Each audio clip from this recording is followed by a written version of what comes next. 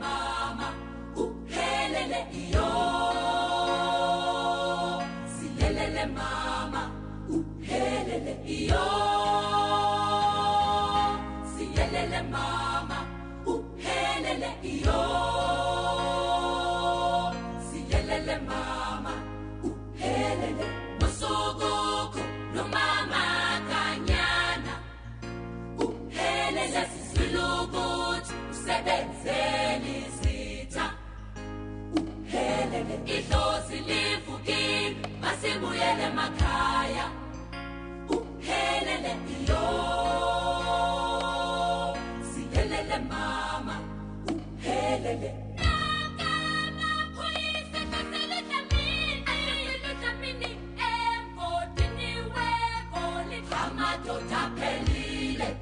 Global 105.1 FM. You deserve the best.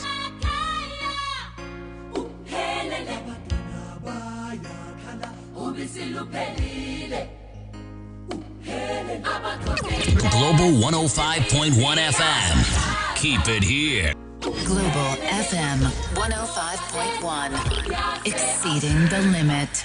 Good evening to you, dear listener, wherever you are. This is Global 105.1 FM, and it's Thursday night tonight, the 13th of the month of November 2025 in the year of our Lord. It's about 7 minutes after 7 p.m. Wherever you are, I know this voice is not the usual one that you expect to hear, not this time of the day, especially on a Thursday evening. But you know something? This voice is back on your Thursday evening radio for a very unique, very crucial reason.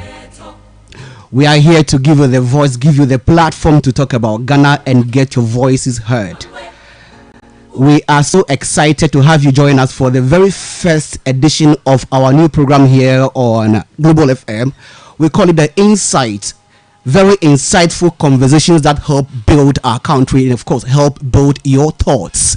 These insights are targeted at shaping your opinions and also influencing policies that, of course, have far-reaching impacts and, of course, effects, consequences on not only our national or economic life, but, of course, you know something, our private or individual lives as well.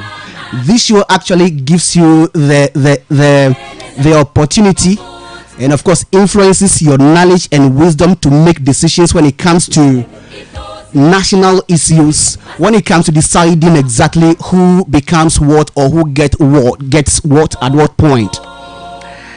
On this very first edition of the Insight, of course, all over this country, this evening, the attention, the national focus is on the 2026.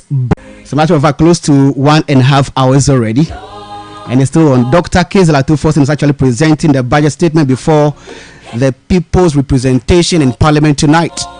We'll get into it. I don't know whether already your expectations have been met yet, but there is still more for you to hear from them. We'll get into some of the details and, of course, give you the excerpts of all of those ones, of course, get you into the conversation tonight. But that is not the only reason why we are gathered here tonight.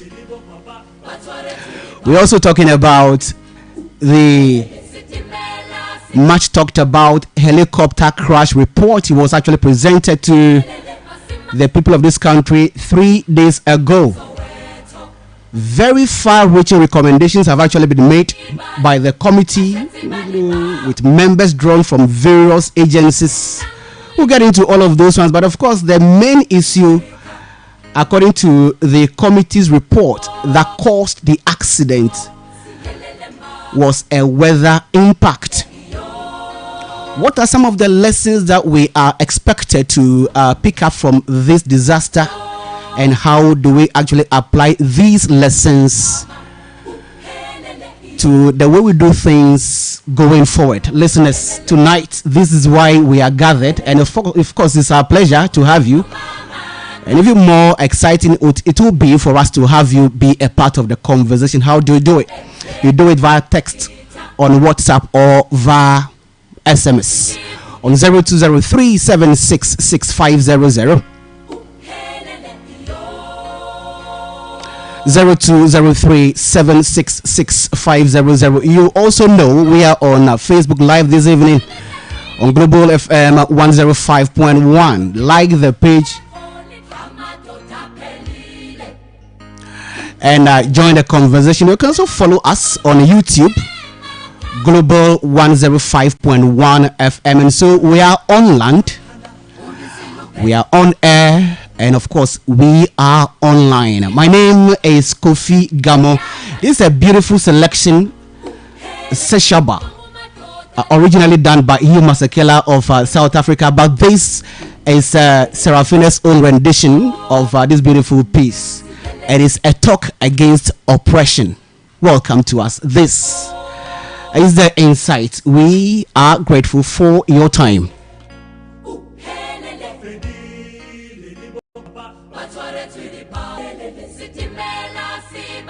Global 105.1 FM. You deserve the best.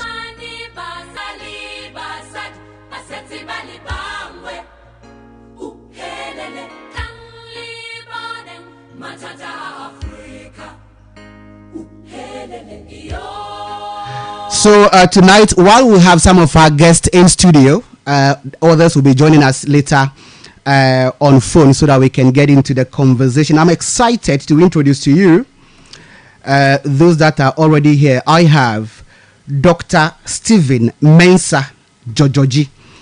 He is a tax consultant and also the director of the Center for Professional Studies. They train people to be professional when it comes to tax and a lot of things as far as the economy is concerned. Doc, welcome to us. Good evening to you. Good evening. Great. We also have Mr. Simon Komla Nayo. He is an accounting researcher. Grateful to you, sir. Thank you for joining us. Thank you, and thank you for having me. Great. I don't know whether you have had time to join the budget presentation for some time before you joined us on the show, and what your impressions are, whether your expectations have been met, or anything, maybe your preliminary thoughts before we continue. Doc, we'll start from you, Dr. Stephen. Well, good evening to our listeners once again. I listened to the budget presentation briefly before coming to studio. And I will be looking for tax issues as well as issues boiling down on fiscal policy, monetary policy, and the rest. So one striking thing I got from the budget, which actually I was expecting to be in there, has to do with the value added tax. Okay. Because I always had a problem with the current system of value added tax that we operate in this country. Having practiced tax for some time now and still practicing tax, my clients always complain bitterly, especially those of them that are on the standard rate system of VAT. Before the current system of VAT started, we had a situation where the VAT rate was a kind of a straight rate, with those on standard rate having the opportunity to claim input tax whilst they are accounting for their output tax. Right. Now, when the reforms took place and they decoupled the National Health Insurance Levy and the Get Fund Levy from the VAT itself, those taxpayers were now denied input tax collection for the levies. Right. So the levies then became a cost to the traders, and they can only collect input for the VAT itself. And when you do the effective tax calculation at the time, you are getting close to 22%. Because it will give you 21.9 thereabout when you do the effective calculation. Right. Because there was a cascading effect. The cascading effect simply means that tax is levied on tax. So if you calculate the National Health Insurance levy, calculate the Get Fund levy, and at a point in time, Right. COVID levy also came in. You have to now add it to the cost before you apply the VAT rate. Right. That created a cascading effect, making cost so high for businesses. Right. So I was looking for a day when that system will be reversed. Okay. And listening to the budget, it has been reversed. Right. And very soon it will go for parliamentary approval. For it to take effect. Great. So accounting for that has come back to its normal. Beautiful. Mr. Nayo, your preliminary reaction to the 2026 budget is still in the reading, though. Will be what? Well, I would say that. Thank you. So basically, most of the things that I'm expecting to happen in the coming year, I have heard the Minister of Finance speak to them, especially when it comes to agric. Right. I have heard him mention a huge amount that has been devoted to agriculture.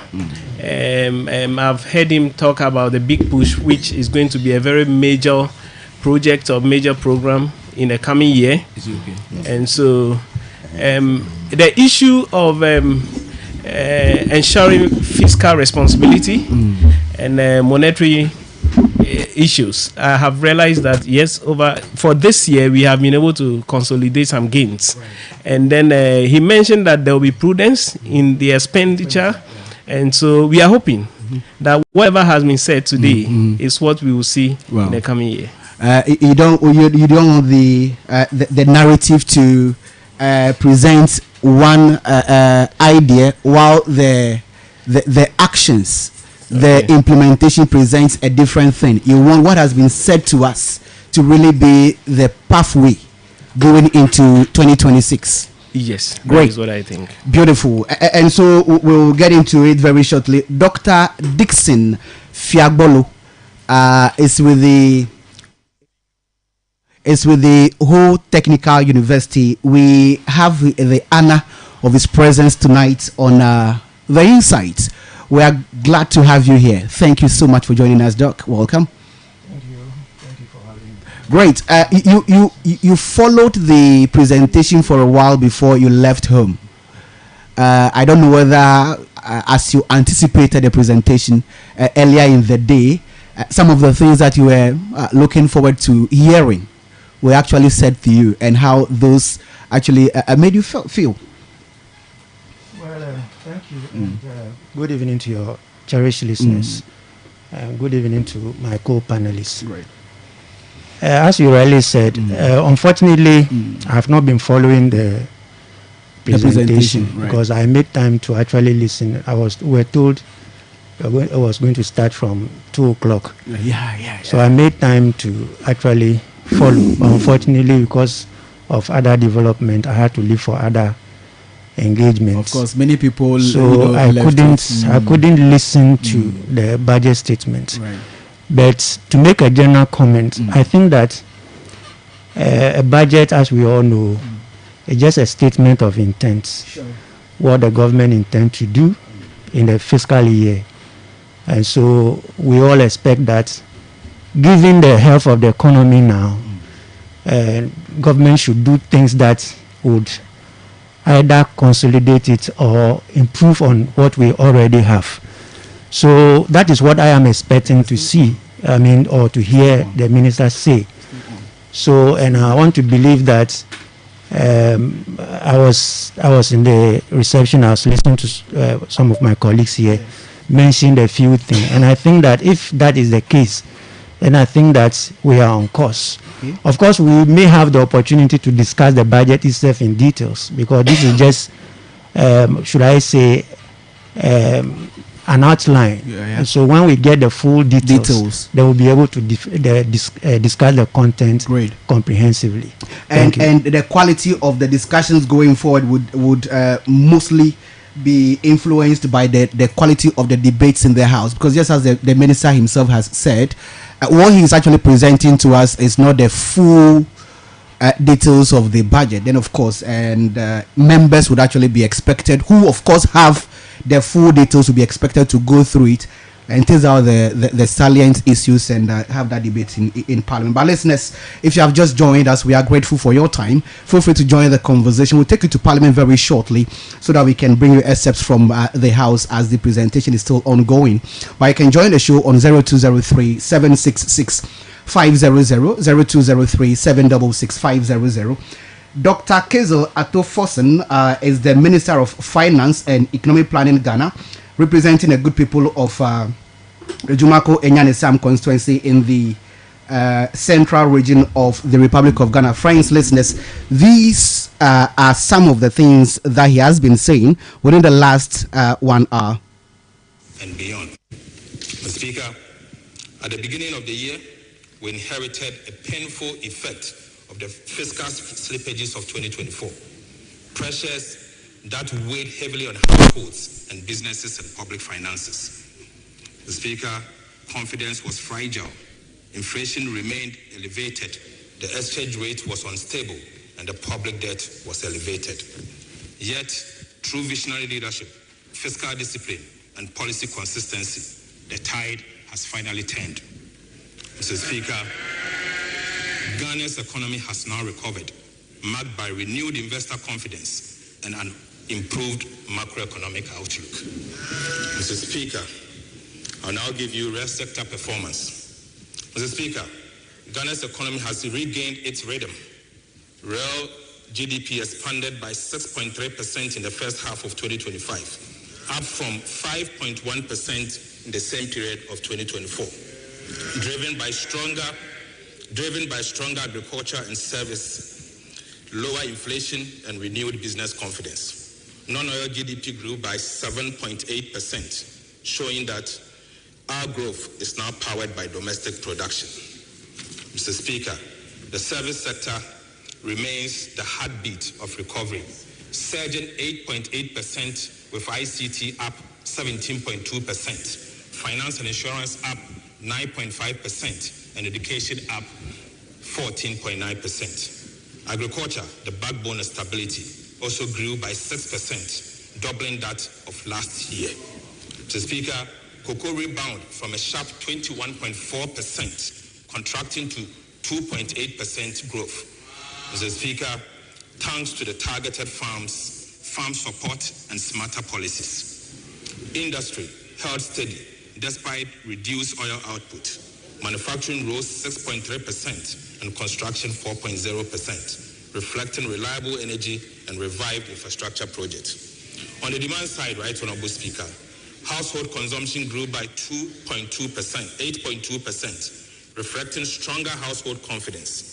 Government spending also slowed to 3.7%, proving fiscal discipline. The Speaker, export grew 11.5%, led by gold, cocoa, and non-traditional export. This is the growth that creates jobs, lifts incomes, and build lasting stability. The Speaker, I now take you to price development. Right Honorable Speaker, inflation has fallen faster than anyone imagined, from 23.8% in December 2024 to 8% by October 2025. Ghana is back to a single-digit inflation. This was not by sheer luck. It is the outcome of disciplined fiscal policy, steady monetary management, stable exchange rates, and strong domestic production. Together, these have restored confidence, stabilized the cedi, and eased the pressure on families and businesses.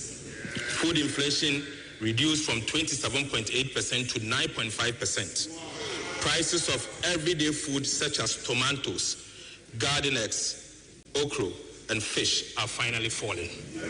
Mr. Speaker, Non-food inflation also dropped from 20.3% to 6.9%, supported by steady fuel prices and lower import costs. So that is the narrative, the language of the politicians. Is he only a politician or the bearer of your future for now politically? Does that narrative actually align with your own reality? Share with us 0203 766 500, 0203 766 500. A number of points. I mean, the numbers are many, but one question on the minds of many people, especially when the finance minister mentioned to us that overall GDP saw a growth of about 6.3%, even before, I mean, in this year 2025, even before the end of the year, as against 5.1 in 2024.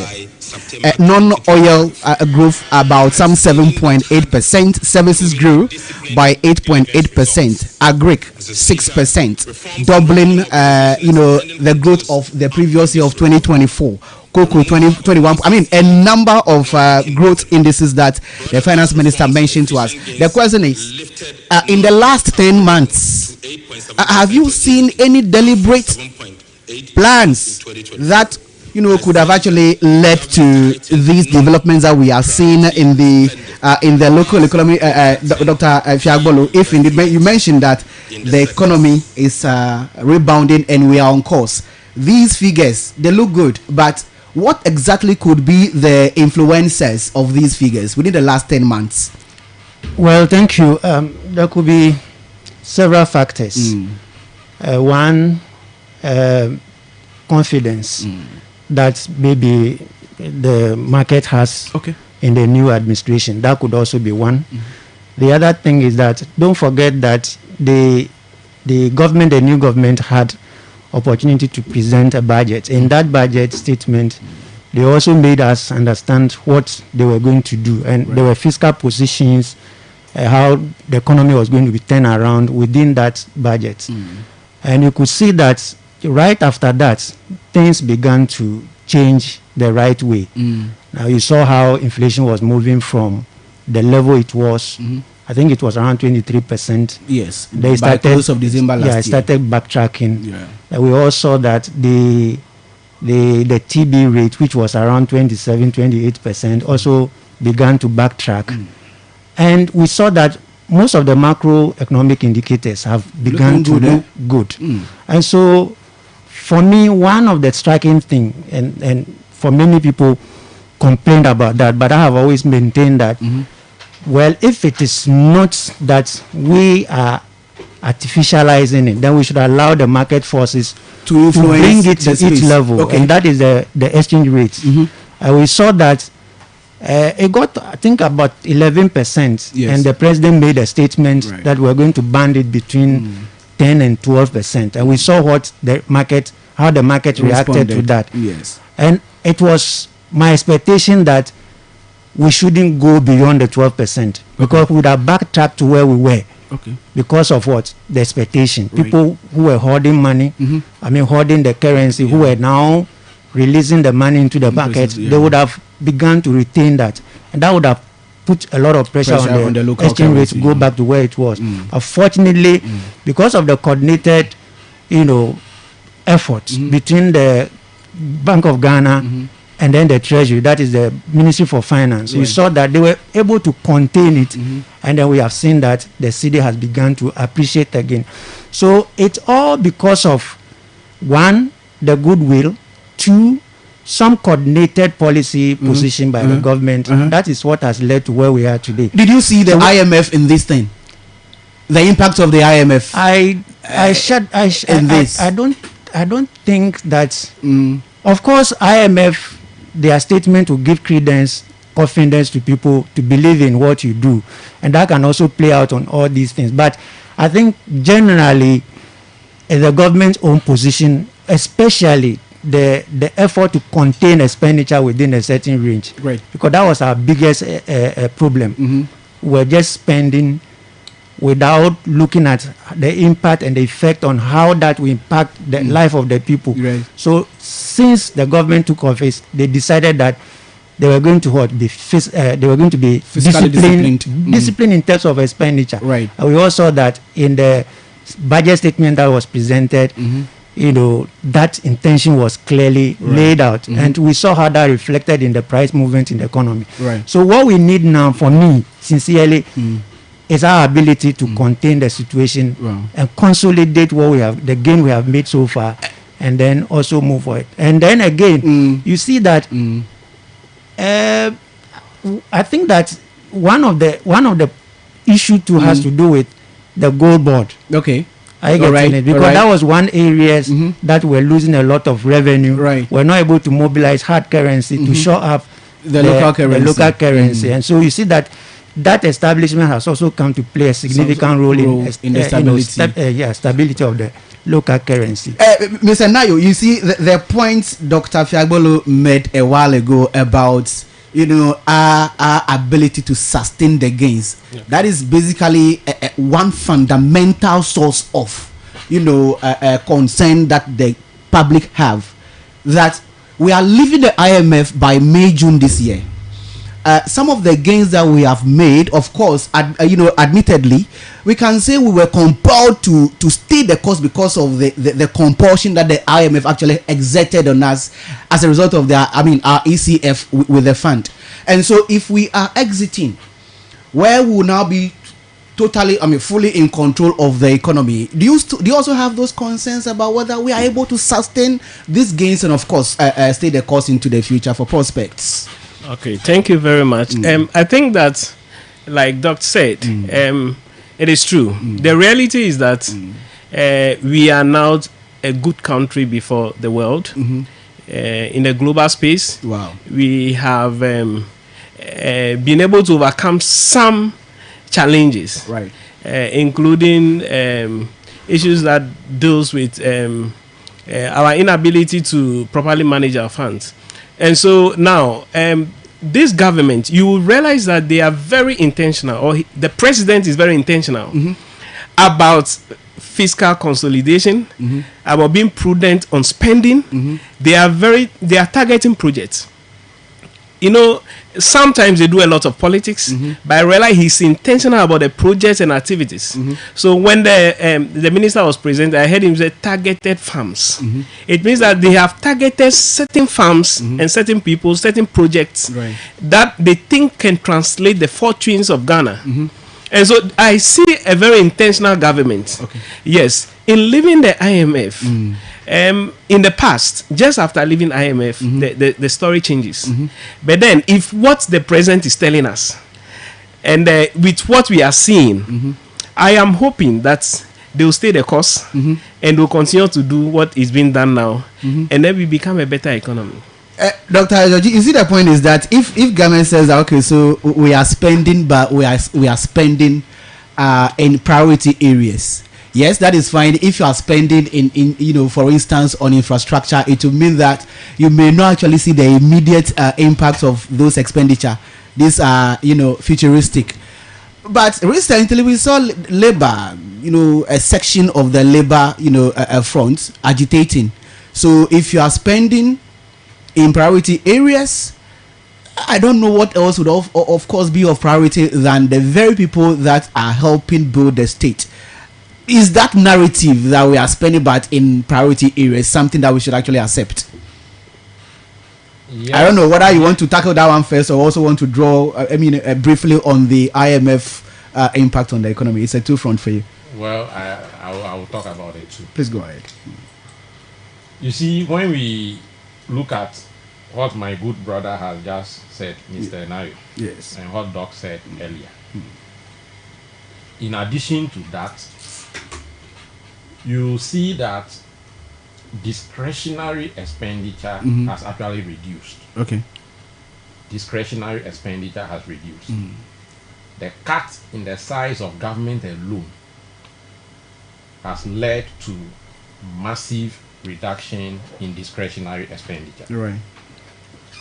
Then secondly, you see that revenue leakages and certain loopholes that easily create avenue for money to hit the economy and go to unproductive sectors are gradually being closed because of the massive investigations that are going on to unravel some wrongdoing or so. So the combined effect of all this is what the president is saying that they are spending in priority areas. So it's a reduction in discretionary expenditure, closure of revenue leakages.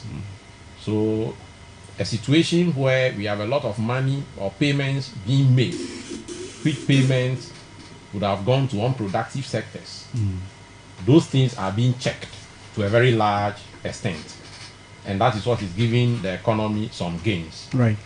Now coming to IMF.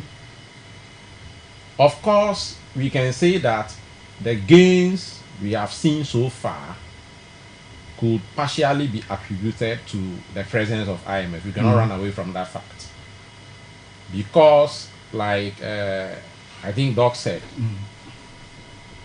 you see, IMF statement, one statement from IMF can give investors confidence. Their presence can also give investors confidence. You know, they are like a policeman serving as a check on you. So anytime they are there, at least investors have some level of confidence to deal with that particular country to some extent. So when we say that IMF is not playing a role, we may be probably unfair to them in one way or the other. So they are playing a role. But I want to believe that after they exited, Right. if the pace at which the president and the economic management team, if the pace at which they are moving, they continue moving at that pace, then we will definitely sustain the gains we have recorded now. Right. So that it will not appear as if the economy only behaves well when IMF is there. Is here. And anytime they are gone, then the economy misbehaves. So this is now a test case for all of us as Ghanaians.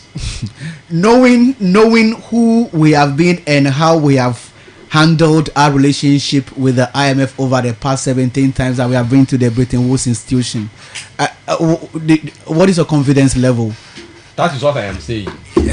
That when we look at what is happening now, the programs that the president and his economic management team have outlined, if they keep the space as such, I will not be surprised that after IMF has exited, these gains will definitely be sustained. Okay. If and only if they go off track, that is where we are going to have a problem. But if they keep to their promises, the way they are looking at discretionary expenditure, the way they are placing a cap on certain issues, Yes. government travels and the rest, if they continue in that tangent, then we should be able to sustain the gains. Right. It's very simple. But if after IMF exiting and their head begins to switch them that, oh, now there is no policeman watching us, so we can spend, we can do this, then money starts going to unproductive sectors of the economy, then the problem will come back. You see, the whole thing about the Ghanaian economy is allocation of resources to the right priority areas. Yes. That's the problem. We have a situation where a greater chunk of money goes to areas they shouldn't go to. Right. Some private hands. And anytime it goes to those private hands, you see that the priority has been consumption, not investment.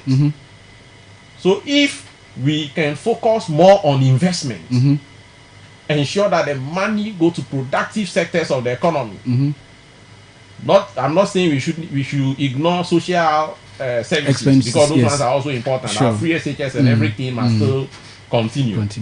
The overall effect will be that the one that will go to the investments sectors, the multiplier effect will cover up whatever social expenditure will be making, so that the variables, the macroeconomic variables, will misbehave. That is the whole analysis. Okay. So if they can keep to that, I am confident that we should be able to consolidate the gains and maintain it for a longer period of time. Not just a year. No, not just a year. Because as it is now, the structure of the economy still remains the same. Yes. And as the structure of the economy still remains the same, if we are able to keep or consolidate the gains over a longer period, then the next thing is to work on the structure of the economy. Okay. As a backup. Because once the structure of the economy changes towards more of production, yes, and import bills are reduced, then we are almost getting to where we want to be.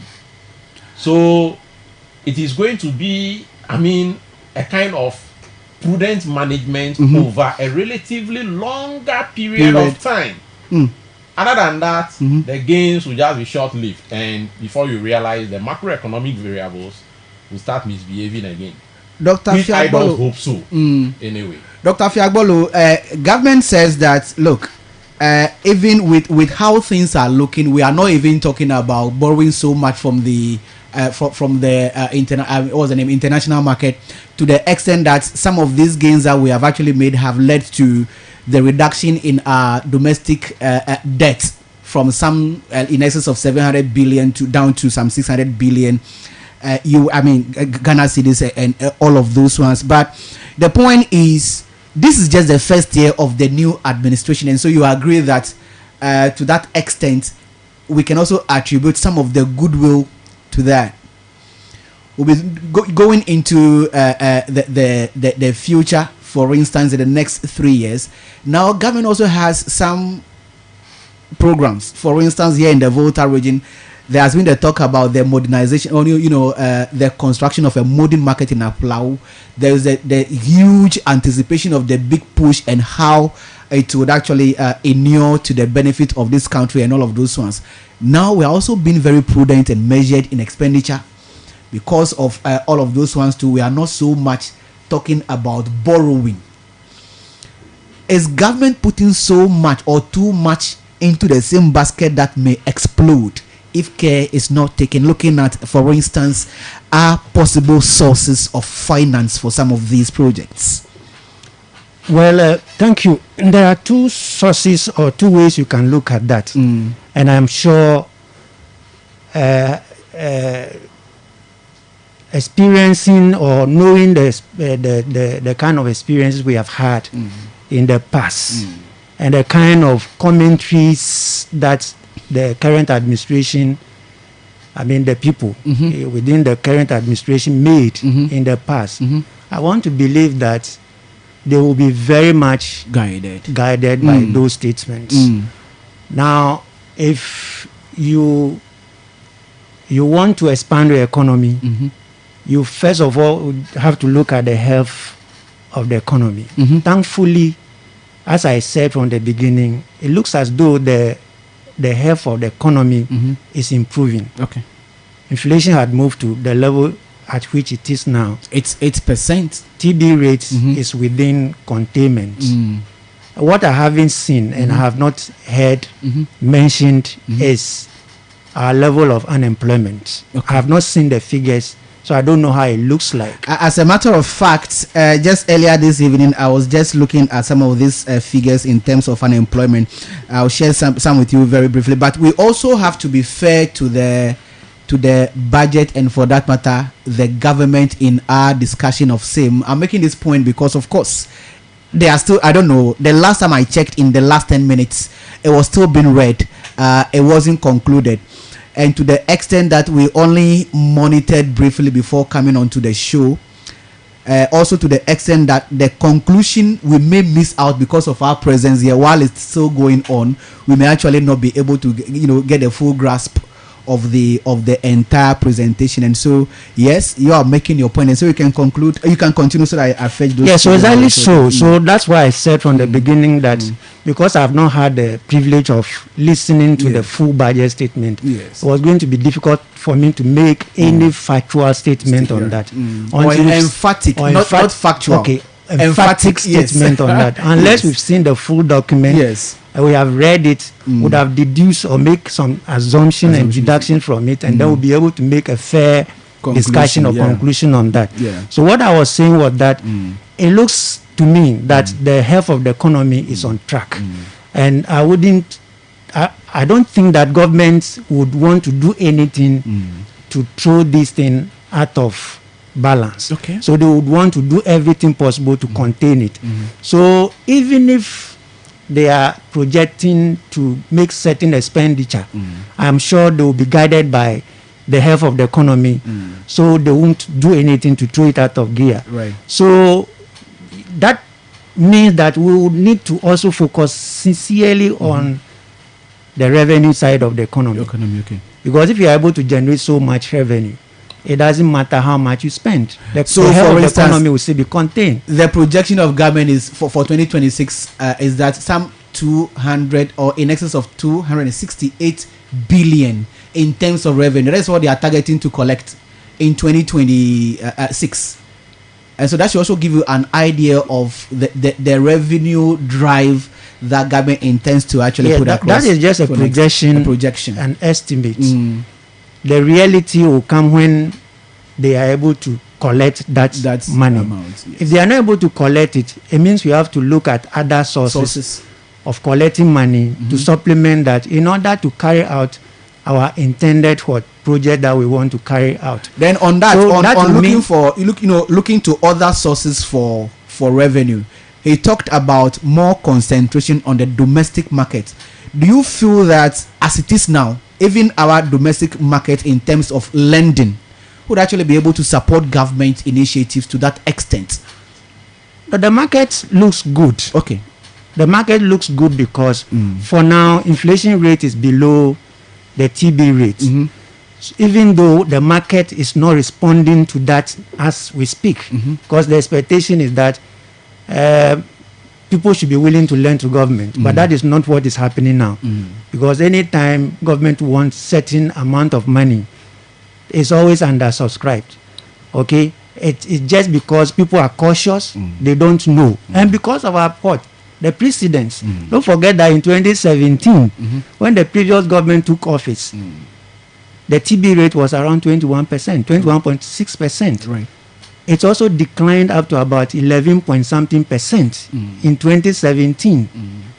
I hope you are getting it. Sure. Then 2018 going, it started moving, and then it took us to where we were before this administration took office.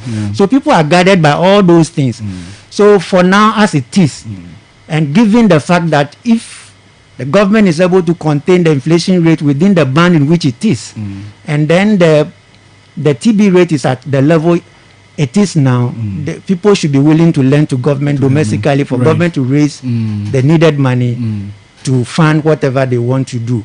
I also want to believe that I think the big push that was mentioned, and then the 24-hour economy and all those things, I'm not sure government is going to depend on domestic resources to fund those ones. Initiatives. Once the rating agencies are giving us good rating, I want to believe that investors will want to move into this economy. What I am not seeing clear is the interest rate, because it's also one of the determinant of whether people want to move in with resources to want to come and invest or not.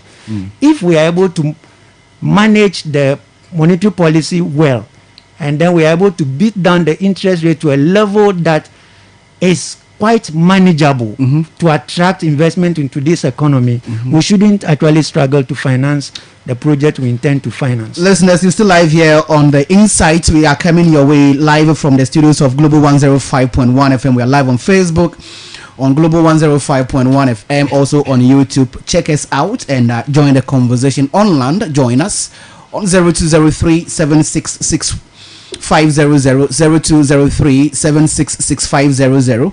We are running up to just about some 10 minutes before 8 p.m. Here on The Insight, the very maiden edition of the program. My name is Kofi Gamo. It's my pleasure this evening to be talking to you out there. And of course, my guest in studio, Dr. James Dixon Fiagbolo, is an economics lecturer at the Ho Technical University. Dr. Stephen Mensa Jojoji is a tax consultant and also the director of the Center for Professional Studies. Mr. Simon Komla Nayu is an accounting researcher. They are joining us this evening to help you understand exactly what the budget meant or means for us, and how it will actually impact you. Talking about impact, COVID-19 is gone in the 2026 budget. Before that, we saw the abolition of a number of them. The betting tax, e-levy. The finance minister mentioned to us that after all, the e-levy didn't even bring us anything, anything remarkable. So there was no need, and a few others. What should all of these things mean to those of us on the street? Some of us wake up every day even before knowing when our breakfast will come from. The ordinary Ghanaian, how should they respond to this budget? Well, like Doc said, we are yet to get the full details of the budget. Yes. Somebody has just forwarded the full budget to me, about 300 and something pages. I should believe it is done.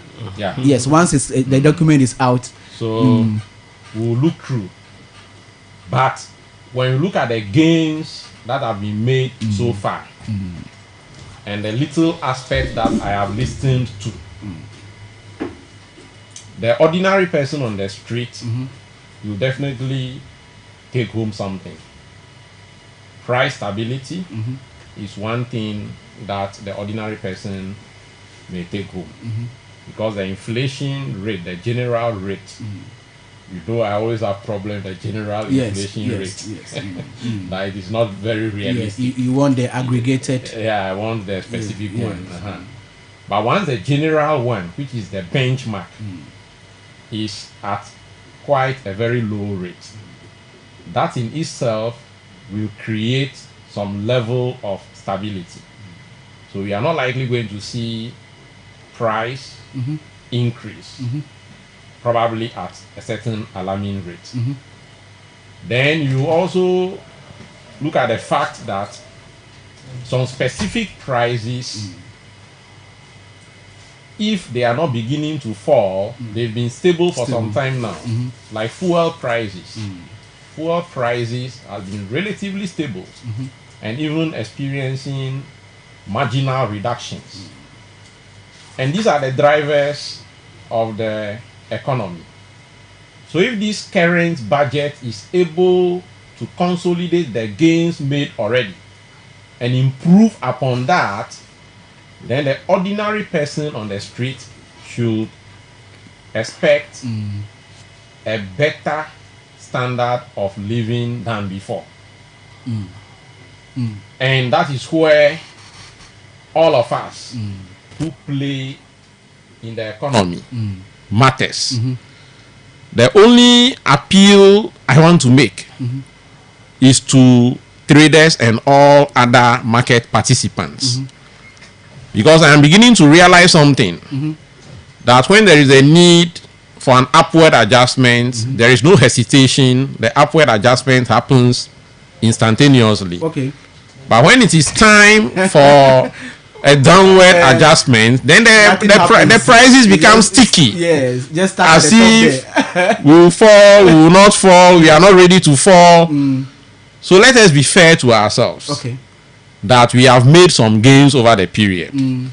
So certain things that we used to buy at certain level, at least there should be some significant reduction by this time. Simon, but unfortunately, we are not actually seeing that transmission mechanism from the macro level to the micro level. So that is my only worry. So now we need to ensure that there is a proper transmission from the macro level to the micro level, so that we can into our pocket. Yes, into our pocket, so that we can all enjoy. But you see, it's interesting. About 2 weeks ago, we started getting reports about food gluts in some areas. Tomatoes, egg, rice, onions, and all of those ones, to the extent that the president have had to publicly, I don't know how that was planned anyway, publicly ask that, for instance, the National Food Buffer Stock Company buys directly from some of these farmers and market people, sometimes farmers straight from the farm gates and all of those ones. Then the health minister, who is a rice farmer himself, said, well, some of those things were expected, because when, you know, the cost of production was actually reduced because of some of the central government interventions and all of those ones, it enabled farmers to actually even increase their farm yards, and for that matter, they had, you know, improved yields. And so it is you know, good and evil. Good that, yes, the farmers have actually been able to you know, expand their farms and produce more, but evil because even as they produce so much, the market is not available. So how do we balance this one? They need to produce more to feed us, and also ensure that we don't have a glut, so that they you know, some of these farm produce actually end up being wasted. Okay, thank you very much. I would like to, even before proceeding to this question, briefly touch on Doc's question. Please, and that of the first issue has to do with a big push. Yes. I'm afraid, and this big push can be a blessing and also a curse to Ghana. And the fact that if you don't know which projects are going to bring immediate cash, there are some that are they are revenue generating, and there are some that are more of social interventions, and they don't. So there must be a mix of these two. So we don't fully push in all our money into something that has a long-term revenue generation capacity. Okay. Otherwise, we'll be stranded in the now. And very soon, what is also likely to happen is this project must be done in phases. And payments, to some extent, because the more money you push into the economy, the more people have purchasing power, money supply. Yes. And so more demand. And that eventually is going to push up prices again, because people are realizing that, oh, more people are coming to purchase. Eventually, we are expecting to have inflation if we don't take time. Yes, unless Bank of Ghana brings in policies that actually takes back the money from the people, or that encourages them to save and whatever. Now, on the issue of e-levy and all of those, governments always want to ensure there's equity in the tax system.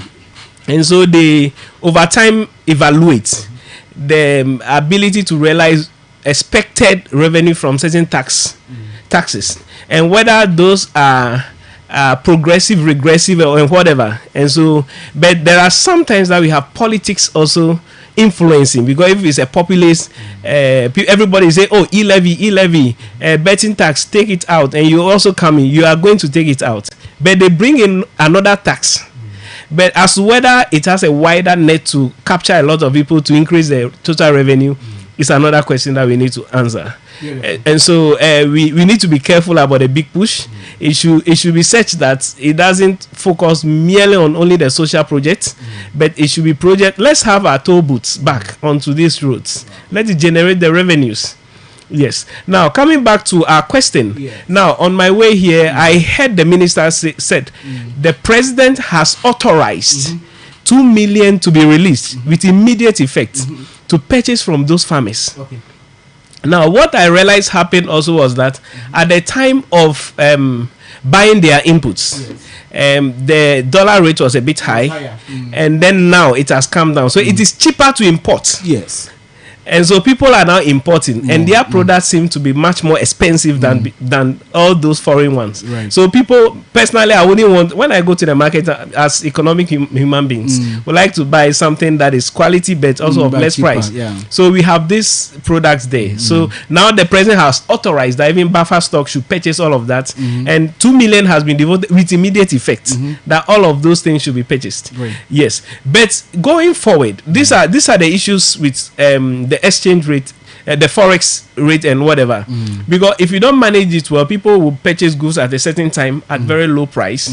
Then at the time that they are done producing, the rate has changed, said that it's either favorable or not favorable. And so when we are making budgeting, for instance, I prepared a budget for somebody recently, and I was assuming 13.5% as the forex rate. Okay. For next year. Okay. I don't know, but I think that why did you make that assumption? It may not be out of place though. 13.5 as we are around 12 something now. Yes. But I'm interested in knowing why you made that assumption. No, a lot of factors would Okay. Previous experiences. Okay. You factor in a lot of past experiences. Okay. And even you realize that the city came down the way to 10. Yeah. Then it went 10, back again. CDs, so that tells you that we should have a threshold where even if it should go beyond it, it will not be excessively above. Just marginal. Yeah. So we mostly you put it at a place where you don't lose when the city should depreciate so much. That is the key it doesn't issue. also affect planning so much because you can actually make projections within that band. That is it. Listen, something is happening currently in Parliament, right? I mean, ordinarily you would have seen the majority or one of the caucuses, sing, then the others will listen. But this time they are all singing at the same time. I'm wondering who will listen to whose song and respond. That's exactly what is happening after the presentation of the budget. Dr. Dixon Efiagbolo, have you seen, for instance, between January and now, anything transformational, or we are just doing the same things? Like, no, there's nothing new. We are doing the same things in this government as compared to the past. Thank you. Before I answer your question, yes, Doc made a statement earlier about the price not being flexible downwards but sticky. I mean, that is just the principles in economics. Prices generally, theoretically, they don't come down, right? They don't go down. And that is why we have to keep our eyes on the average. Okay. The average means that some will be coming down, some will stay as they are. Others may be rising. But when you take the average and the average is coming down, then we are fine to go. Okay. So what we need to do as a people and as government is to be deliberate about some of these things, so that if there's even a need for us to do targeting, we do that. We can do that using policies and all that. Some people may argue that the market should be allowed to be free to determine whatever rate at pricing, must be. But sometimes government can also come in to set the price at a certain level, and government can do that intentionally. One of which is the issue my other brother raised about the buffer stock. What the question is, what has been their mandate? What was the reason for setting up the buffer stock? I think it's just to mop up the excess of the glut in the system. That's why it has been set up. But the difficulty has been the funding. Are you getting it? They were not getting money to go into the market to buy the excess that we have there. Right. If they were doing that in times of difficulty, then they will be showing up the gap in the market, and we wouldn't have prices escalating like that. Right. As we speak, I think the expected money they will need to be able to absorb the excess is about 700 million, and we are giving them 200 million. That means that there's a shortfall of about 500, which means that they will go and purchase to the extent that they can, but there will still be challenges with some of these things in the market. So if we want prices to be stable, then we have to be deliberate, and then what? And deliberate about it. Now, coming back to your issue about whether government has done anything transformative. We're just doing the normal things, of course, the regular things. We've answered this already. And I'm sure if we had the opportunity to look at the budget statement, you would have seen some of the things that have been done, or even before the presentation of the budget, the minister would have recapped some of the issues or some of the activities or policies that they have put in place. Right. But one that comes to mind is the launch of some of the programs they want to undertake. I'm sure the big push program has also been launched already. Then earlier this week there was the Nkukon Kiti. All those, all those are transformative policies that if we stay course and we are able to get the resources to fund them, then we shouldn't struggle as a nation. And listeners, that is the condition there, according to Dr. James here. If we stay course, this should actually have very far-reaching impact on our economy. But the question is, what is your confidence level? But back to you, Dr. Efiagbolo, maybe in a minute, to help you conclude your point on the issue of unemployment. in 2024 or early 2024, the Ghana Statistical Service in their Youth Not in Education, Employment and Training report put this figure of unemployed youth that are not in any form of education, that are not in any form of employment, that are not in any form of training. So the figure as at 2023, 1.9 million. And look at this demography of the national population. Just the youth between the ages of 15 and 35. And then in the third quarter, that is representing 18.2% of the youth population at the time. And so that is about it. And if you look at that figure, you may either want to assume plus or minus just a few percentage points, plus or minus. So this is the figure as at the end of 2023. Yeah, so briefly, that is for you. Well, 2023 to 2025 is a long time. Okay. It's a very, very long time. And if you want to see unemployment, just look over your shoulders. You will see unemployment. Are you getting it? Sure. I have always said that even the figures that we churn out, or the thing, the animal we call unemployment itself, we need to look at it again. What type of unemployment are we talking about? Because if you don't know the nature of the unemployment, any policy that you put in place may not work. Are you getting it? Right. Because if you have a significant number of your youth that have no education, and you say they are unemployed, and you are creating employment avenue that is focused on engaging graduates, then that number of people that are unemployed will never be absorbed. For me, that is why we need to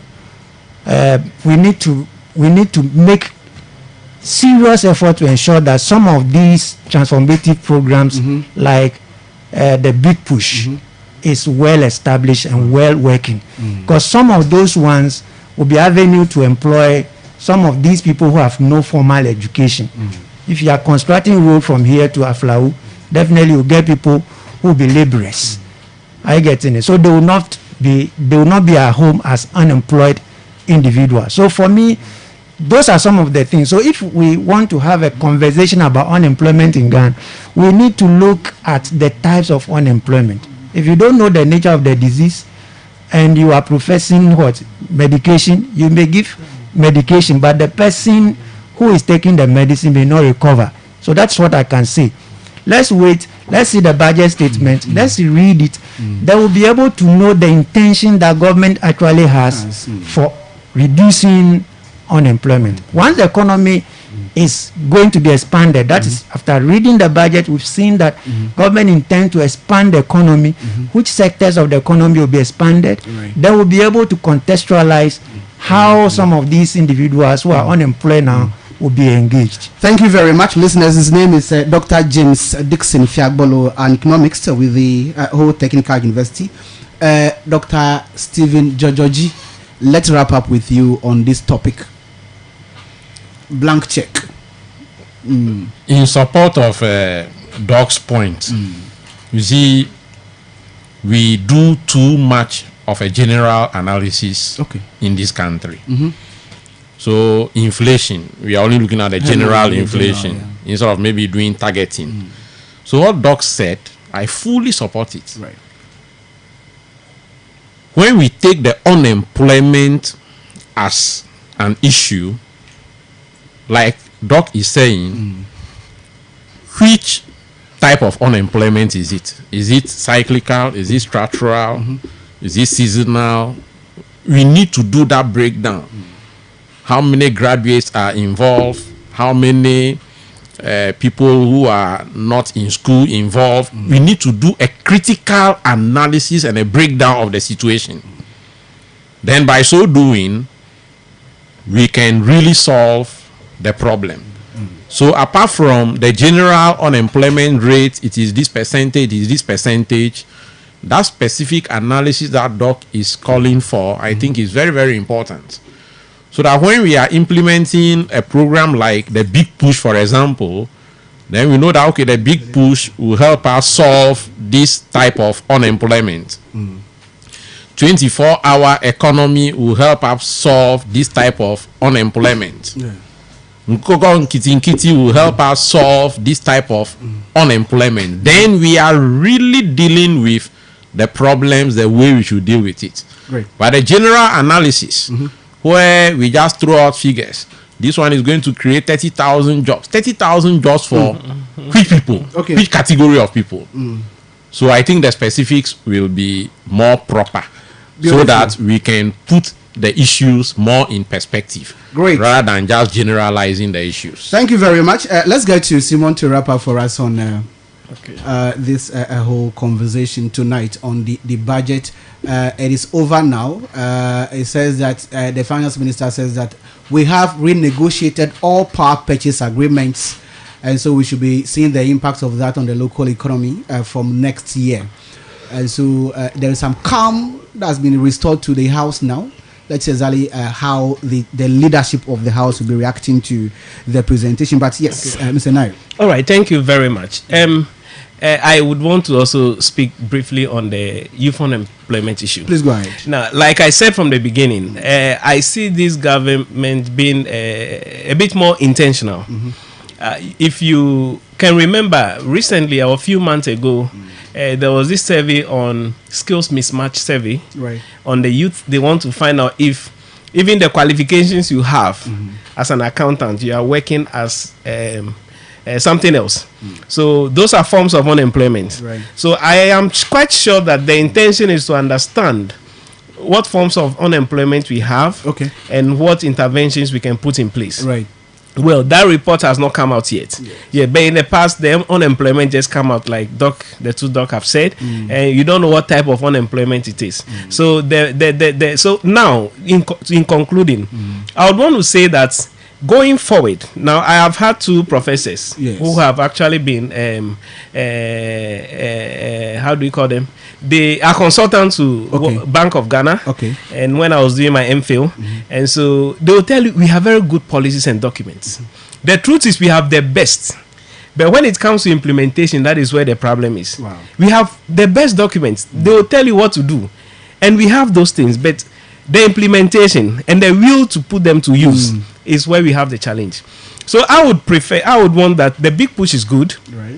Let's have interventions in agriculture. When we have food to eat, and then we don't import too much from outside, we don't put too much pressure on the forex. Now, let's ensure that our people have good employment. At least the minimum that they can get to cater for themselves. It's okay. Then also, finally, our SMEs. Let's invest in them. Let's empower them. And when we do that and they transform the local raw materials into semi or finished goods, we are able to export them and rather make our currency strong. But these days we import more than we export, and that is not good enough. Thank you. These days we import more than we export. That cannot be good for us, and those are some of the reasons why sometimes the city finds a breathing space that it doesn't even get mostly. Anyway, 14 minutes after 8 p.m.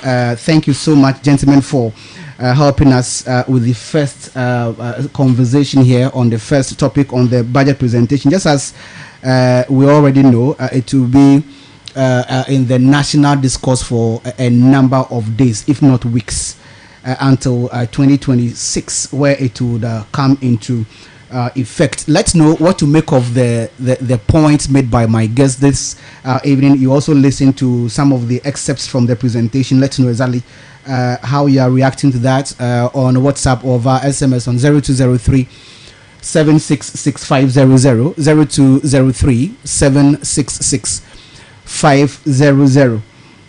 We'll be having some of our guests join us on phone very shortly, but while we work the phone lines to connect them to the show, let me find out first from Dr. What's the name? Mr. Nayo here. We attempted between August and now to be very, very interested in discussions surrounding helicopters, air forces, and how emergency responses should actually be done, coming on the back of the August 6 helicopter crash. We got the report earlier this week. I think on Tuesday. Okay, yes. The committee that investigated made a number of recommendations. I don't know exactly how you saw the committee's work, just to try to convert you into an aircraft expert. Okay, thank you very much. Yes, I realized that the report was presented earlier this week. Unfortunately, I have not really made time to listen or read the content. Yeah, but one thing that came out was that there was an issue with the weather, and so I don't know if there was some blareness or whatever. I'm not a security person. I'm not into this. But then, forgive me. What I can say is that in Ghana, we are more reactive than preventive. I cannot say for sure that with what happened, there was no preventive, but I think there should be systems on the aircraft that can even tell so many miles away whether we have fog here, whether the weather is this and that, and there's someone somewhere whom you communicate with. And so I cannot tell the details, but I think we need to be more preventive than reactive, and so that some of these things wouldn't happen in the future. Secondly, I think that it took too long for the report to come out. That is my personal observation. Okay. Because people would have speculated too many stuff, and the bad news comes out more than the good ones. And so I think that the report had delayed too much. That is my personal opinion, though. After more than 2 months of their investigation, the report or the committee drawn, with experts drawn from various places, from the Ghana Air Force, from experts in China, the manufacturers of the Z9 helicopter, from the U.S. Air Force, and some other agencies have all helped in the report. In that, they have made a number of findings, including, for instance, the cause of death. The helicopter lost lift and altitude due to a downdraft caused by poor weather and rugged terrain. Aircraft condition. The committee says that the Z9 helicopter was airworthy but lacked terrain awareness, autopilot, and advanced navigation systems. They have made a number of findings and, of course, have made some other recommendations as well. But we'll get into it in the course of the conversation. But for now, we are lucky to have been joined by former wing commander of the Ghana Air Force, retired captain, retired commander Patrick Nelson Sogbojo, to help us to understand some of these. Commander, good evening to you. We are grateful for your time. Yes, good evening. We are grateful to you this evening for your time with us. Let's start off from this angle. We are talking about the helicopter crash report that was presented to the Ghanaian public 3 days ago. After listening to the report and, of course, from your own experience, does that give, in your own estimation, a true reflection of what might have actually happened? Your line is not very clear, but if I heard you, you want to find out about the crash. And I think the Board of Inquiry have done a very good job in letting you know what happened. And that same report, they told you that those recommendations they made about enhancement of equipment and aircraft couldn't have prevented a crash. Because this Z9, I've been flying since it came in about 10 years ago. Okay. I have not had any situation with the enhancements, gadgets they are talking about. So that is not the actual issue. It was caused by weather, and nobody has control over the weather.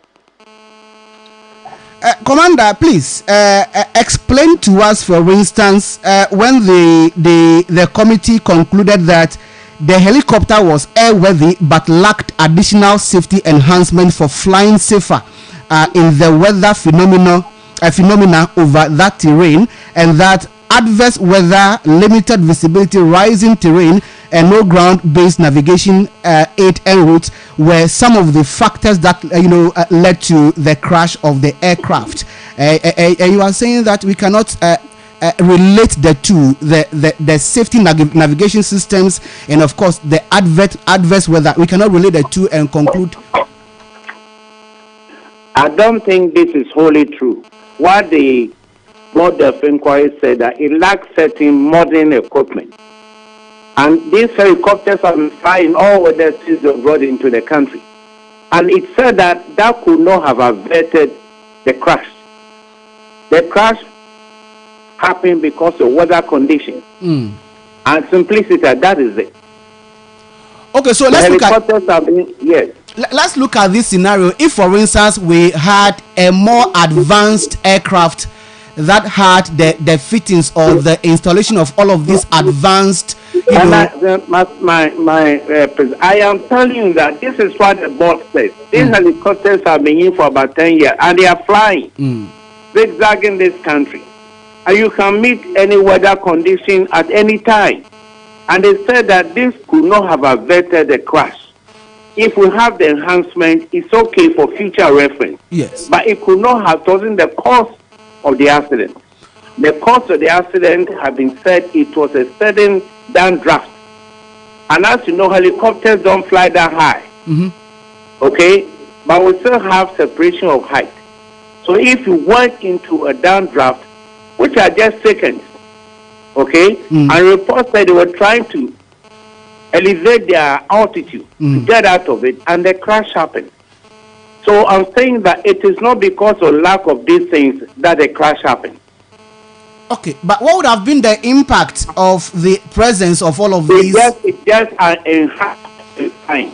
These helicopters are about 10 years old. There are other helicopters which are flying every day in Ghana and elsewhere. And that has not constituted a crash anyway. As an expert, and also within the context of one of the recommendations of the... Hello? Say again. Yes. The last one. As an expert yourself with experience, and of course also within the context of one of the recommendations of the committee that government should modernize the fleet of the Ghana Air Force. It goes without saying that probably we have outmoded or almost obsolete equipment. I don't think we have outmoded. When aeroplanes are being made, they are made basically the same as the civil aircraft. And don't forget, every year there are more advanced, enhancement equipment coming. It doesn't make the helicopters here unflyable. I hope you understand me. I'm following you. Because if the aircraft was not airworthy, it wouldn't have taken off. But if they have this modern equipment, maybe it could have enhanced the flying. And they went on to say that even if they had it, it couldn't have prevented this crash. It's a weather crash. Are you with me? I'm with you. But they are still flying the helicopters. Okay. This helicopter was based in Accra. They came to Accra for the trip. Yes. Okay? Yes. So it's not that they are outmoded. If they come, the aircraft, when you go to a airplane, maybe the body is about 30 years old. You get me? But the flying equipment and things are checked regularly. There are other flight enhancement equipment.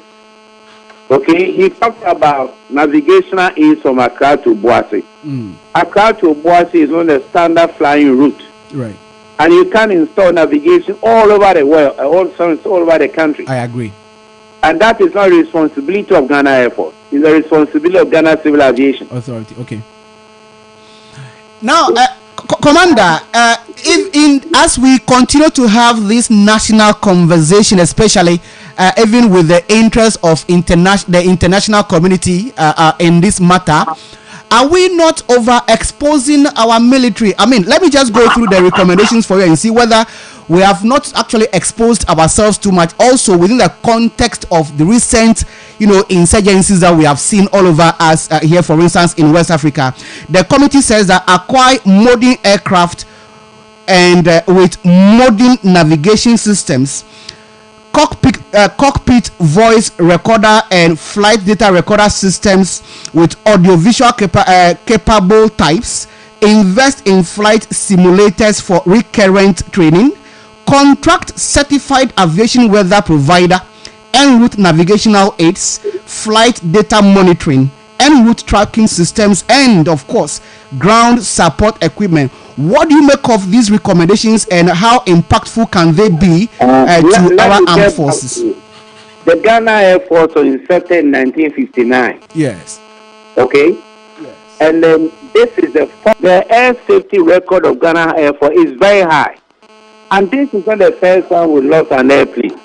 All what they said, if we have these things, they are okay. It doesn't mean that you throw the ones you have out. They are still flyable.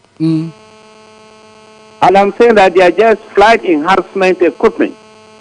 Many other countries are flying the same model of aircraft. It's only Ghana who is flying a second-hand or an old aircraft. Right. Please, once the aircraft was airworthy, it meant that you could do a lot of tasks. But when you go and meet the weather, no human being can control weather. I hope you get it right. I'm following you. And some of the aspects are not Ghana Air Force. Some of the aspects are Ghana Civil Aviation. So let's just accept the report of the accident and we'll move on. Please. Well. Anyway, also on the issue of the concerns as to whether we are not exposing ourselves too much. Do you know the types of weathers we have over the country, all of them? Not at all. Weather can develop at any time. You may be in your studio now, start thundering and rain. Can't it?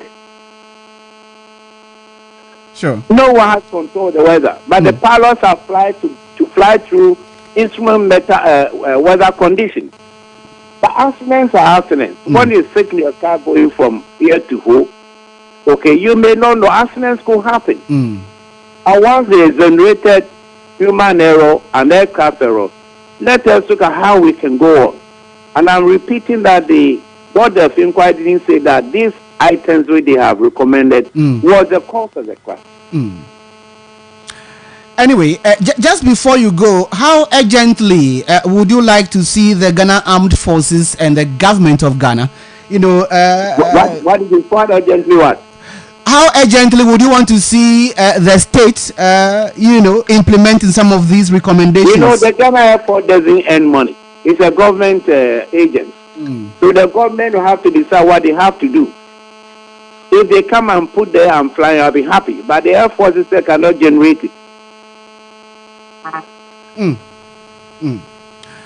Anyway, Commander, thank you. Thank you so much for speaking to us. But my producer says I should ask you again, just before you go finally, maybe within a minute or two.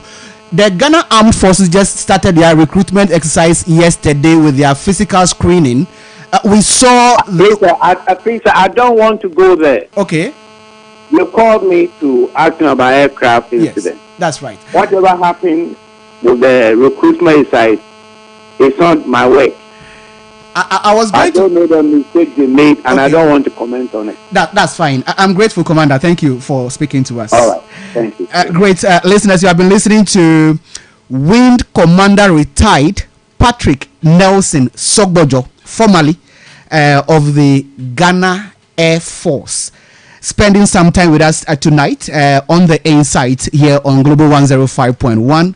You listened to him. And I'm sure it also helped you informed you on exactly what we should be doing.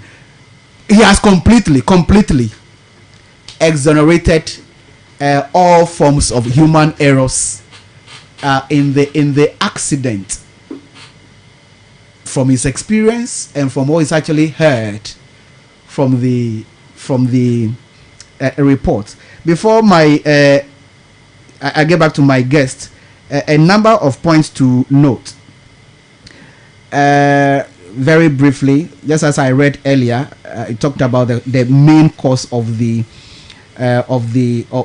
accident. The investigation determined that the accident was caused by the sudden loss of altitude and lift due to downdraft, heavy, blowing or flow of air from top to bottom, to the extent that the currency of such winds can also incapacitate the propeller of the helicopter.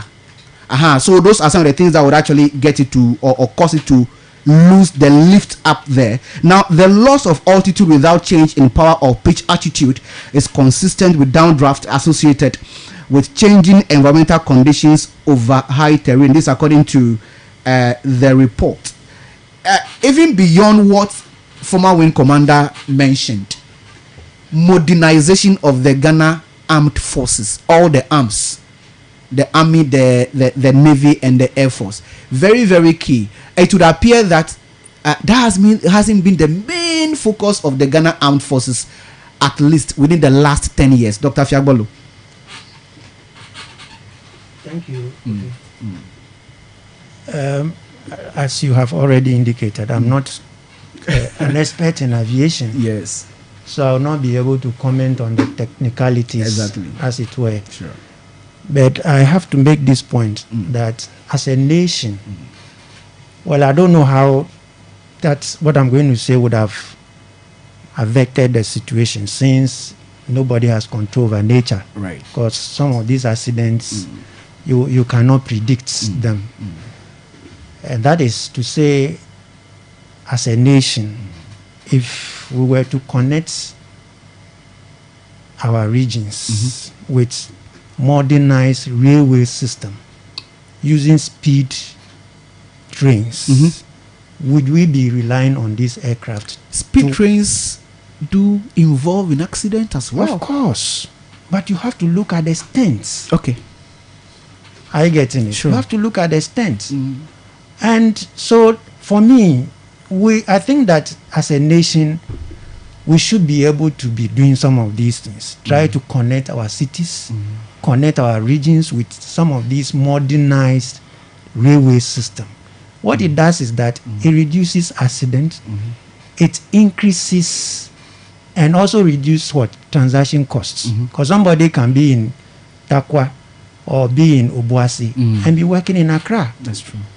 What would that mean to Accra? What it means is that there will be no pressure on demand for accommodation houses in Accra. So rents will go down.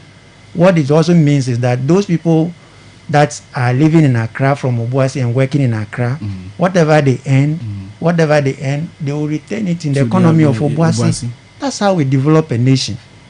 But if we have to just focus on this pick and choose kind of development, it will be difficult for us to progress as a nation. For me, that is my opinion.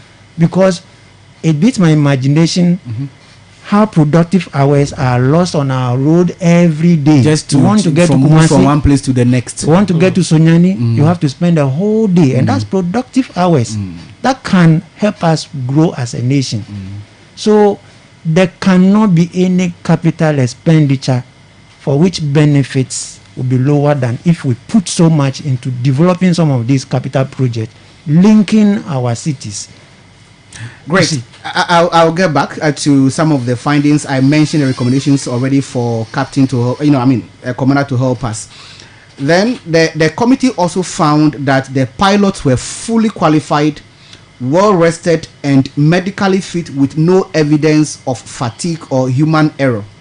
Weather conditions, visibility dropped to about 200 meters near Obuasi, with mist, rain, and low clouds forcing instrument flying.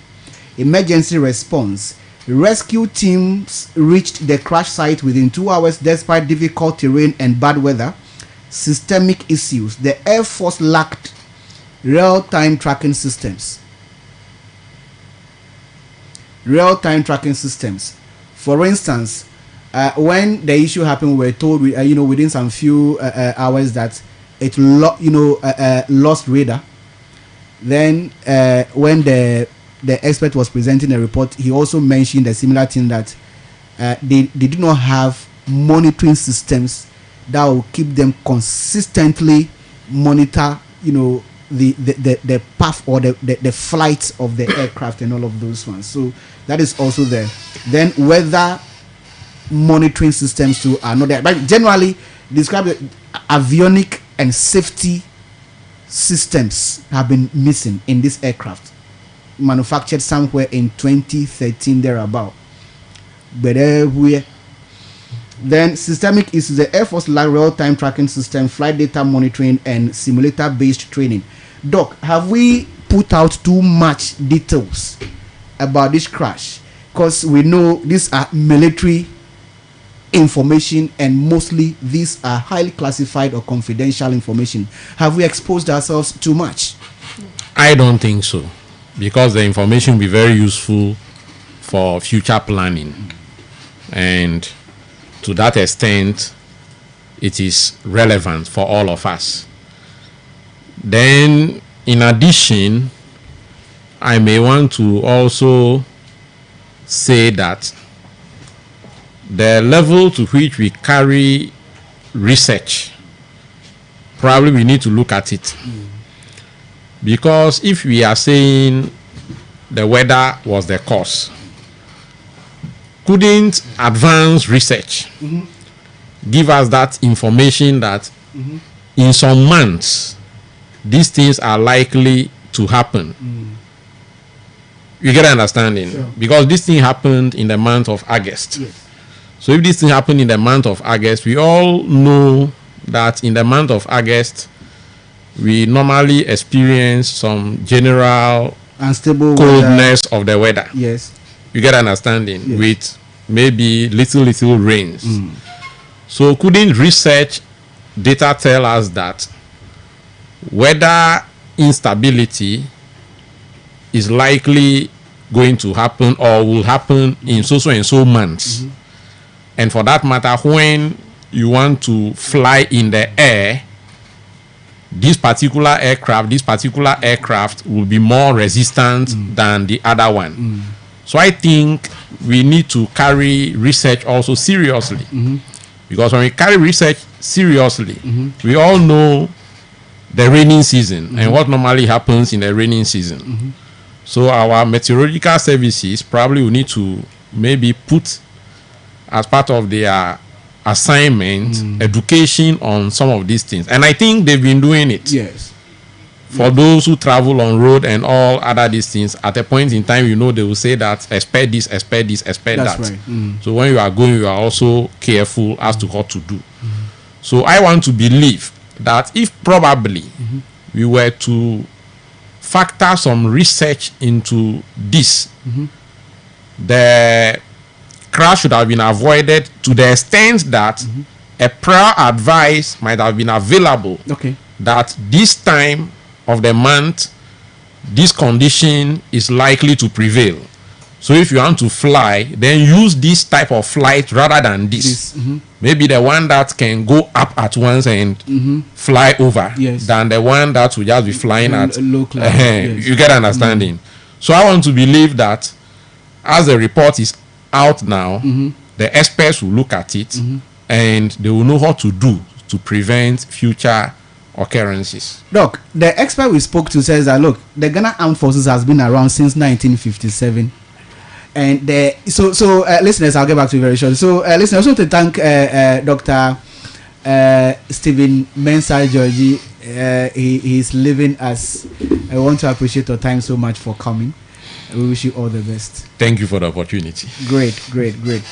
So Dr. Fiagbolo, so the point about the point about the non-availability of all of this over the years, definitely if this were around, we could have monitored ahead of time, signaled ahead of time, or communicated ahead of time, so that some call it these aeronautical decisions could have been made even as the aircraft was airborne. But this wasn't available. Does this expose us too much? Well, to the extent that, as I said, I am not an expert in that area. Yes. It will be difficult for me to say whether we've been exposed or not. But information from this report, as Doc said, should be a base for us to be able to do that which is needful. Right. I think our difficulty as a nation is allocation of resources to areas that would even help us to improve on our existence as a people. Right. I wouldn't be surprised if perhaps some of these things that have been captured in that document have already been sitting in the office over there. Okay. I will not be surprised. Okay. Because if these are needs that will make the aeronautic system efficient, Yes. and I want to believe that they would have probably be crying for resources to do these things. Because the But Ghana somebody Armed Forces, close, yes. somebody close their eyes on these things. And until we have had some of these tragic situations, before we are all running around, trying to find, the reason, as if we couldn't have anticipated some of these things. So for me, I think that we need to prioritize some of these things, especially security institutions. And these days and age where we are surrounded by unknown faces, Yes. we should be careful and be deliberate in probably, spending so much so that we are able to give some of these security agencies what they need so that they will protect all of us. For me, as I said, these for accidents, admittedly accidents are accidents. They can happen because none of us could be able to predict it. That's true. But we could avoid some of these things if perhaps, and like Doc said, research is very, very important. Even if, like he said, we were not to even get research to inform us ahead of time. Yes. There should have been information Communicators. available to them that morning that the weather over there. Of course, they got those signals. As a matter of fact, they had to delay takeoff for a while before later taking off. But they should have been clear. Exactly. If you had information that the weather isn't good, then it should stay and be cleared before you move. I hope you are getting it. So I think the information communication has been the challenge for them and for all of us, because sometimes you want to take actions, but because the information is not available, you're unable to take that action, and it keeps creating difficulty for us as a nation. So we should, as you have said, find a way of giving money to these institutions. Yes. Let them modernize. These days, because of technology, we could leverage on technology and do a lot of things. So we can avoid some of these situations. Can you imagine what this gentleman would have been doing for our nation going forward? But we lost them. Now we are all running around trying to find what solution. I said it the very day the incident occurred. I was having a conversation with my colleagues in the office as if I was a prophet, and most of the information you are seeing over there, I mentioned them. Because the people on the ground, the commentaries that came were off. You can see them in this report. Obvious, so it means that these are obvious things that we could have avoided if perhaps we were to have systems in place to get some of these things are affected. So unfortunately, we have lost them, but it's a lesson for all of us to learn moving forward. How soon should government be acting on these recommendations, Mr. Nair? Yeah, thank you very much. I think that even before you asked you read a report. Yes. Earlier, I was saying that I'm not a technical person. Yes. But I suspect that we do not have some systems that give signals. Yes. We have heard of emergency landing and all of those. There were certain equipment that tells you what is going to happen in a So I cannot. We understand that there are no human failures in this, in the incident, but like the report said, some of this modern equipment could have also to some great extent giving them some signals. Yes, but then when it comes to the implementation, I expect that it is done immediately.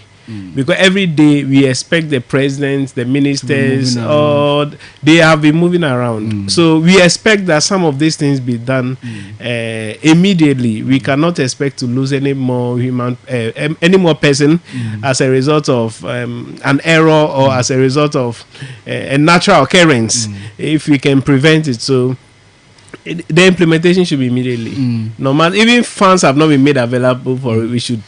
Unless we want to go by the road.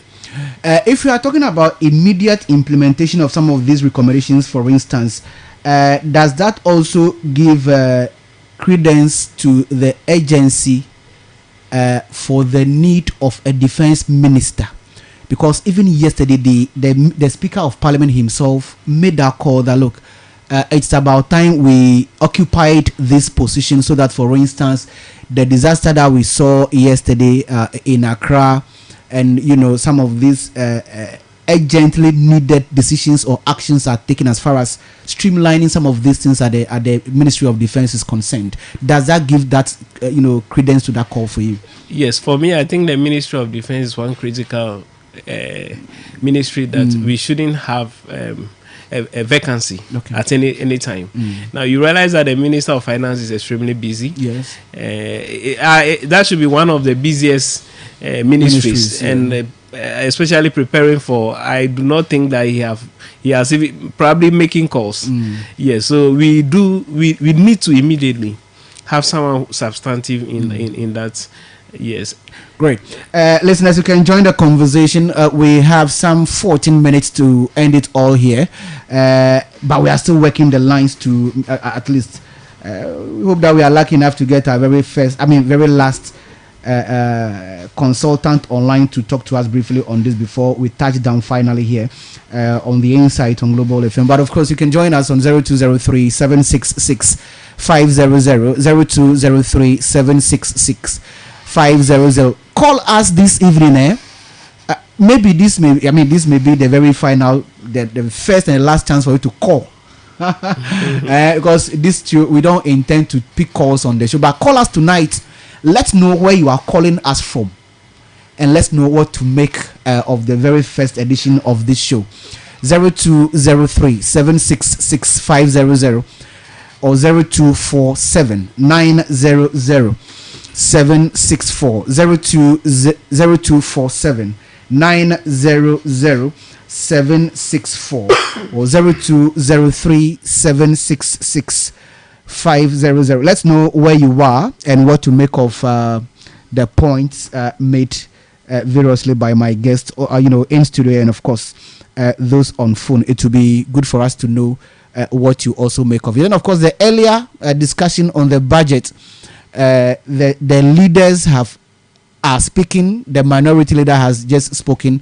Now is the turn of the majority leader, who is also sharing his thoughts on the budget as presented by the finance minister for the 2026 fiscal year. We can pick up your calls if you have that time to join the conversation. In the next 12 minutes, it will be all over. Maybe as we wait for those calls and of course reactions, still on the military, the recruitment exercise that started this week, we saw the very unfortunate stampede that led to the demise of about 6 ladies. We have a number of others also in critical condition, with others also treated and discharged as well. As we wrap it all up, I don't know what we will have to do differently, to avert some of these things in the future. Maybe, okay, so Doc, I'll start from you. Kofi, yes, I think that it was unfortunate that we had to lose people who were expectant of being recruited to serve this nation. When we say military, it's made up of several groups. Yes, we have the Navy, we have this. So the military itself, the armed forces, Ghana Armed Forces, should have anticipated the numbers. I'm sure the people registered online, so they have the data, so they know the number of people they were expecting to come to the area. And if they were going to be more than the capacity of the area, they should have known ahead of time, segregate them into groups, so that this batch will come today, another batch will come the following day, another batch will come. If we had done that, I'm sure we would have averted this situation. Unfortunately, this has been the problem that we have as a nation. We do not take some of these information seriously. So I feel strongly that the military, the Ghana Armed Forces had been very negligent in this regard. They've been very, very negligent in this regard. Having lost this. You see, when you ask people to come for an interview, I'm not a legal person, but it's like inviting them for a treat. Yes. Invitation for a treat. I get him. That's what they are responding to. So they have every legal basis for. If any of them were to be my family person, you would have gone to court. I would have gone to court. You feel that I would have gone to court. under their custody, they have not protected their safety. Of course, because you have invited them, yes. and so you should be in total control of their safety, their well-being, and everything. If you had not advertised for them to come, they wouldn't have come in the first place. I agree. So it's your duty to protect them. It's your duty to protect them, and they haven't done that. Interesting. And this is serious human rights violation. And so, I don't know, but like I said, if any of them were to be my family person, I would have gone to court. Wow. And seek relief for the it may not compensate us completely, but at least to serve as a wake-up call for people who are placed in position to do things, do it rightly. You see, my problem with those who ignored the systemic failures in, for instance, the first topic that we talked about, that if some of these systems were in place, those systems wouldn't have any impact on the weather, but definitely they will have impact on decision making as far as the crew is concerned. Those systems were not there. Those are failings of the system.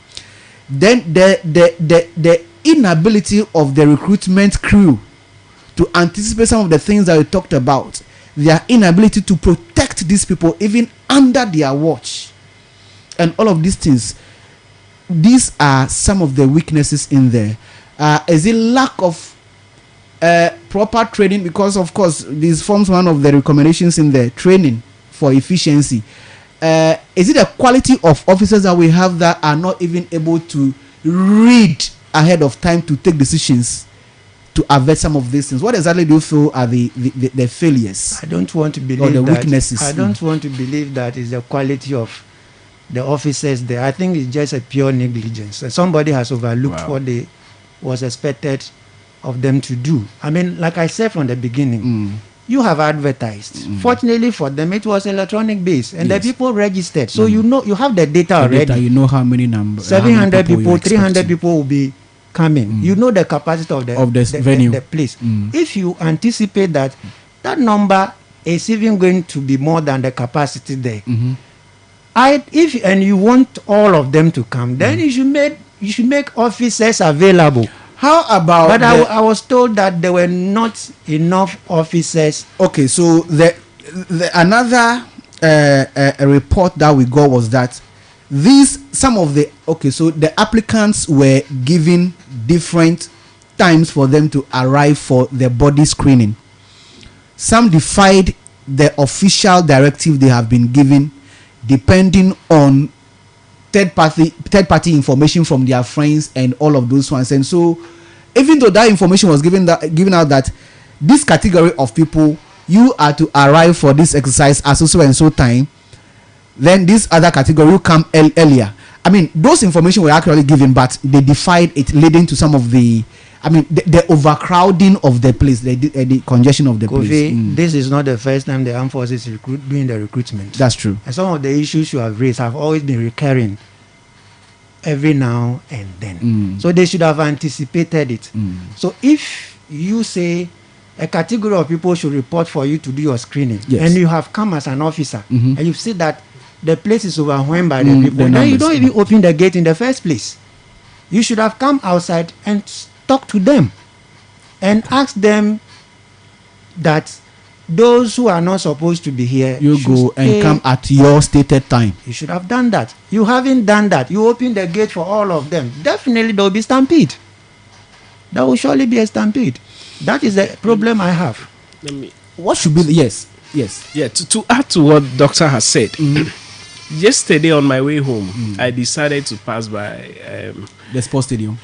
No, there was a supermarket. Okay, I stay around Lokwe. On my way, I just decided to go in there, and I saw two ladies dressed, and they were part of the team.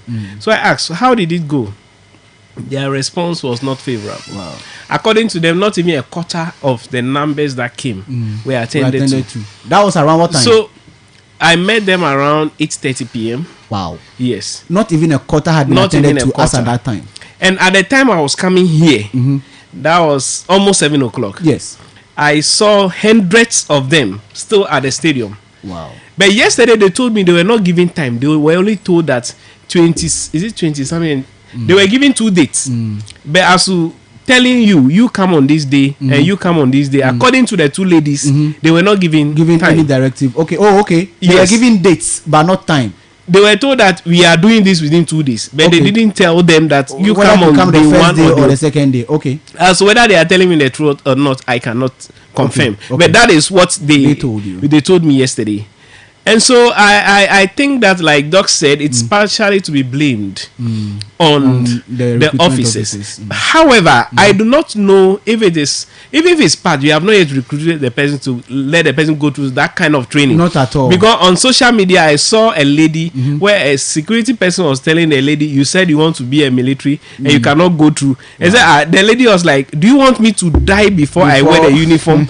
Yes, just yesterday. So, Wow. And that's an officer. Yes. So it looks like they want to take them through a kind of training, which I think that Was until you have unnecessary recruited at the that person, point. you cannot Take let the them person go that through kind that. of So that is my opinion. I've had training for over 1,000 people. Okay. I wouldn't want to mention the institution. Yes.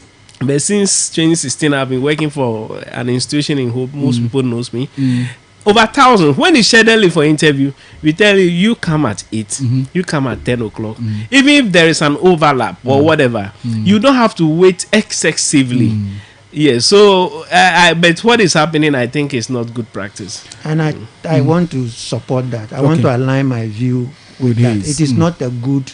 It's not a good practice. I realize Is that how- you are not No, quite happy about this. Seriously, I'm not happy about it, because why should we Those lose, are needless why deaths. should we lose 6 Women. people because they want to serve our nation? I think that is unacceptable. It's really is that the best practice? Is that how it's done globally? Is that how it's done globally? Is that how the recruitment to serve in the forces done globally? Why can't we learn from some of these? Should we best still practices? decentralize this one? So see, No, bringing it at the regional level it's done regionally. yes, it's decentralized enough, but Yes. we can still decentralize To the district level? To the district level. No, I would rather suggest since we have recruitment center, the military could liaise with them, and they would have done that. Because you see, the point is they need the physical screening aspect, and so it is not all of these things that can be done online. You need to be physically present so that your body can be examined as to whether it fits this space or not. So definitely you need that physical presence. No, you see, to Kofi, be some able to of do these this. people, some of these people would not even have gotten their body physically examined. Assessed. Okay. They would have been dropped because of maybe your age is not what we want. For the Your age certificate at is the not very what we prelims want. level, at the application, the online application level, that is where you are No, disqualified. but they will still observe some of these things. They were still observing documents. documentations and all that, not physical body appearances. And I'm saying that, well, since they are all government agencies, they could coordinate that.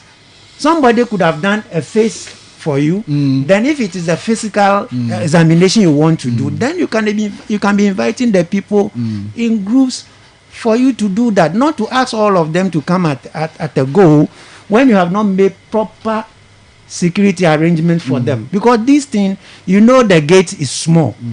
Why would you open it when you have seen a large army of people, knowing that people really want to serve in the service? So it's a serious negligence on their part.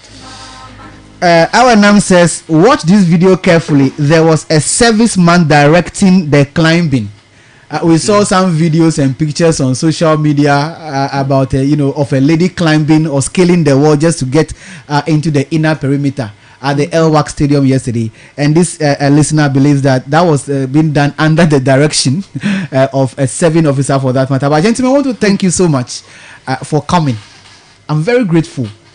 Very, very grateful to you for opening our new show for us on the very first edition of SIM.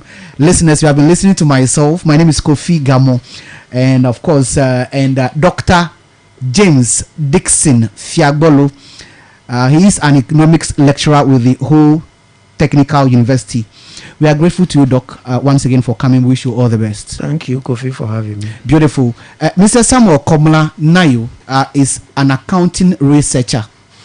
Also joined us this evening. We are grateful, very grateful for our time tonight. Thank you. Beautiful. Thank you. Listeners, earlier you heard from Dr.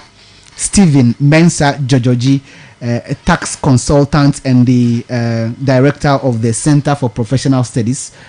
Then earlier you heard from retired Wing Commander Patrick Nelson Sogbojo of the Ghana Air Force, also helping us to make sense of some of the gray areas of the helicopter crash report presented to the people of this country 3 days ago. We are grateful to you. Awenam, thank you for writing to us. We are grateful. Those of you who joined us online on Facebook, we are very grateful. Those of you on YouTube, we are excited that you've been part of us tonight. We are back next week with some other national issues of interest. We hope that just as you have joined us tonight, you'll actually make time for us next week as well. But until we return next week, listen, this week is ending on the Global Morning Show tomorrow. It is between 6 and 10 a.m. You don't want to miss the Friday edition of the GMS, right? Feel us and join us tomorrow morning for that breakfast conversation. My name is Kofi Gamo. It's a pleasure.